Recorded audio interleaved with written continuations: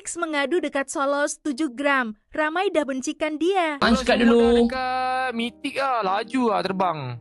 Mana ada Los? Ada yang tengah legend lagi lah Los. Oh ya. Ada legend lagi. Kuat legend lagi. Sofian legend lagi. Piak legend lagi. Aku rasa mesti diorang tak nak main dengan kau sebab kau dah Mythic oh. Entah alo, diorang dah benci aku lah Los.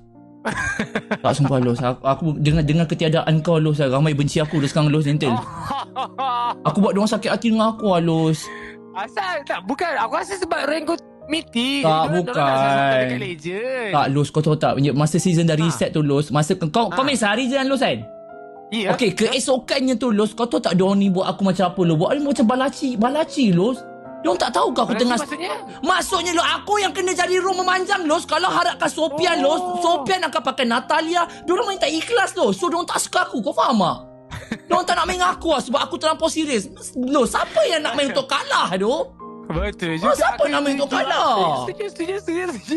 So diorang tak suka lah dengan aku punya tindakan semua tu. Aku suka mengatur diorang, dia tak suka. Jadi diorang biarkan kau membadut seorang-seorang lah sepanjang Diorang stream. memang suka, diorang rasa seronok. Diorang ketawakan aku lagi semua kan. Diorang memang suka Los. Gila siap.